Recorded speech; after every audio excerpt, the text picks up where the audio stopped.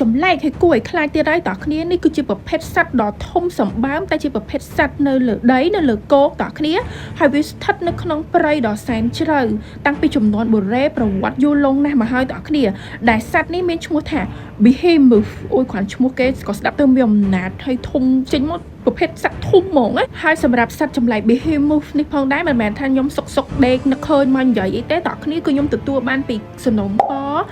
fan ជាច្រើនដែលគាត់សំណុំពរឲ្យខ្ញុំនិយាយពី Behemoth នឹងតោះគ្នា Behemoth ត្រូវបានគេចាត់ទុកថាគឺជាប្រភេទសត្វដែលធំសម្បើមបន្ទាប់ពី Leviathan គឺជាវាជាស្ដេចសត្វហ្មងណាតោះគ្នាប៉ុន្តែ Behemoth នឹងគឺវានៅលើគោកនៅលើដីទេវាអត់នៅក្នុងទឹកទេតោះគ្នាតែទោះជាប្រភេទស្ដេចសត្វយក្សនេះនៅលើគោកមែនពិតក៏មាឌរបស់គេអត់ចាញ់ប្រភេទស្ដេចសត្វយក្សនៅក្នុងសមុទ្រផងដែរតោះគ្នាដែលកម្ពស់របស់ស្ដេចសត្វនេះបានសរសេរនៅក្នុង Bible ថាគឺខ្ពស់ជាងភ្នំ Everest ទៅទៀតអូយតោះគ្នាសម័យមើល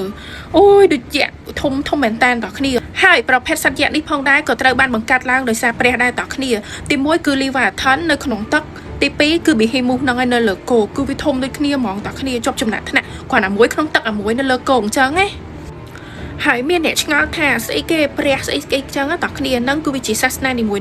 តែបើសម្រាប់ខ្ញុំផ្ទាល់គឺខ្ញុំកាន់សាសនាព្រះពុទ្ធទេតោះគ្នាប៉ុន្តែដោយសារតែខ្ញុំជួយចិត្តតាមដានរឿងសត្វចម្លែកនៅក្នុង Bible ហ្នឹងខ្មែរយើងបកប្រែមកថាព្រះគម្ពីរទាំងអស់គ្នា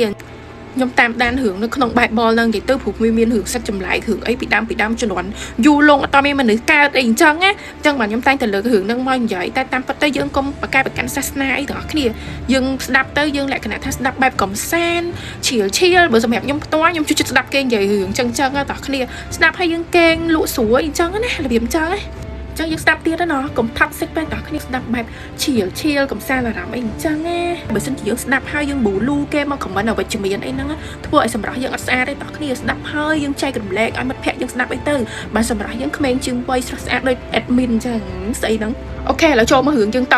ស្ដេចសត្វចម្លែកនេះផងដែរតោះគ្នារូបរាងគេគឺស្រដៀងនឹងសត្វច្រើនមែនតើសត្វស្រដៀងទៅនឹងដំរីយើងផងស្រដៀងទៅនឹងសត្វរមាសផងស្រដៀងទៅនឹងគោផងតោះគ្នានិយាយទៅគឺមានច្រើនសន្តានមែនតើមិនទៅក្នុងសត្វចម្លែកនឹងតែមួយណែហើយឃើញគ្នាធំដូចយក្សមុខដូចបិសាចចឹងមែនណាតោះគ្នាប៉ុន្តែតោះគ្នាដឹងវាស៊ីអីវាស៊ីតែរុក្ខជាតិជាអាហារតោះគ្នាវាដកដើមឈើស៊ីដូចស្ពៃចឹងតោះគ្នាហើយគឺវាអត់មានដែរស៊ីសាច់ឆៅឬក៏សត្វព្រៃសត្វអីជាអាហារតោះគ្នានិយាយទៅគ្នាគឺចឹងមែនប៉ុន្តែចិត្តគ្នាល្អបរិសុទ្ធតោះគ្នាពីព្រោះថាគ្នាជាសត្វកាន់សិលគេបាននិយាយថាព្រះបង្កើត Behemoth នឹងក្ឡើងមកព្រោះដើម្បីការពារនិងថែរក្សាព្រៃឈើអីចឹងណាតោះគ្នាតាំងពីជំនាន់យូរលង់ណាស់មកហើយអីចឹងហើយគេអាចនឹងគិតថាវិញ្ញាណរបស់វានៅតែអាចមានអញ្ចឹងនៅតាមព្រៃជ្រៅព្រៃ Amazon ប៉ុន្តែអាហ្នឹងយើងជឿមិនជឿស៊ីសងលើយើងខ្លួនឯងទេតោះគ្នានេះខ្ញុំនិយាយតាមតែគេអ្វីដែលគេនិយាយហ្នឹងទេ Behemoth នេះផងដែរបើសិនជាមកដូចខ្មែរយើងវិញតោះគ្នាអាចនិយាយបានថាជាអ្នកតារក្សាព្រៃភ្នំអីចឹងទៅហ្នឹងហើយប៉ុន្តែមាឌរបស់វាកម្ពស់របស់វាគឺធំខ្ពស់ជាងភ្នំ Everest ទៅទៀតហើយចំណែកស្បែករបស់វាគឺដូចជាថ្មលក្ខណៈថាថ្មចម្លាក់សិលាអូយទៅថ្ម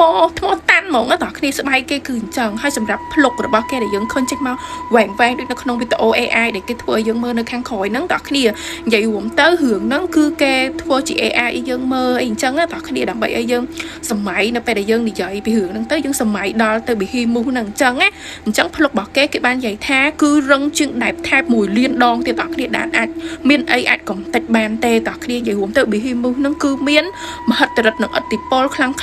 ងមែនតើហ្មងដែរមនុស្សធម្មតាឬក៏រថក្រោះបរមាណូក្របបែកនុយក្លេអ៊ែរអីហ្នឹងក៏អាចកំទេច Behemoth បានដែរតោះគ្នាពីព្រោះថាមានស្បែកឆ្អឹងហើយនិងភ្លុករបស់វាគឺអត់មានអីអាចកំចាត់បានទេគឺមានតែព្រះទៀតហើយតោះគ្នាដូច Leviathan អញ្ចឹងហើយគេនិយាយថា Behemoth ហ្នឹងតោះគ្នាគឺមុន Dinosaur ដែល Dinosaur មានដំបូលមួយដែលដូចជាដំរីមានភ្លុកវែងហ្នឹងគឺចេញពី Behemoth ហ្នឹងតោះគ្នានេះតាមអ្វីដែលគេនិយាយក្នុង Bible ហ្នឹងណាតោះគ្នាចំណែកព្រឹទ្ធាចារ្យជនជាតិប្រេស៊ីលម្នាក់គាត់បាននិយាយថា Behemoth នៅតែមានមែននៅក្នុងព្រៃជ្រៅដែលនៅពេលដែលយើងទៅកំសាន្តព្រៃដែលមិនគោរពគេអីអញ្ចឹងតោះគ្នាវាអាចនឹងចេញមកពិតដែលរាល់ថ្ងៃគឺវាកំពុងតែបន្លំខ្លួនជ្រាបបានដូចជាជួរភ្នំមួយដ៏វែងអញ្ចឹងដែលពេលដែលវាងើបឡើងគឺជា Behemoth ហ្នឹងតោះគ្នា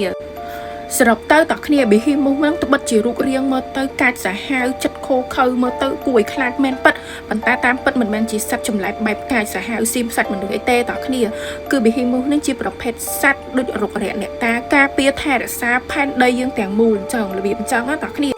អូខេអញ្ចឹងបើសម្រាប់ណាគេចង់ដឹងបន្ថែមពី behemoth នឹងអាចចូលទៅ research នៅក្នុង Bible បន្ថែមខ្លួនឯងក៏បានដែរតើគ្នាហើយបើសិនជាណាគេចង់ដឹងរឿងអីទៀតទាក់ទងពីសត្វចម្លែកឬក៏អីចម្លែកអាច comment នៅខាងក្រោមវីដេអូនឹងបានហើយសម្រាប់សនំពររឿងអីផ្សេងដែលខ្ញុំអត់ទាន់បាននិយាយ fan ទាំងអស់កុំទាន់អន់សពុនចិត្តអីតើគ្នានិយាយទៅខ្ញុំនិយាយតាមលំដាប់សម្ដោយរាល់ comment ទាំងអស់គឺខ្ញុំឃើញទាំងអស់ខ្ញុំនឹងនិយាយតាមម្នាក់ម្ដងអីចឹងណាតើគ្នាអធិស្ឋានផងដែលចេញវីដេអូរឿងឡែតព្រោះអូរវល់ខ្លាំងតើគ្នាអូខេអញ្ចឹងជួបគ្នាវីដេអូក្រោយបាយបាយ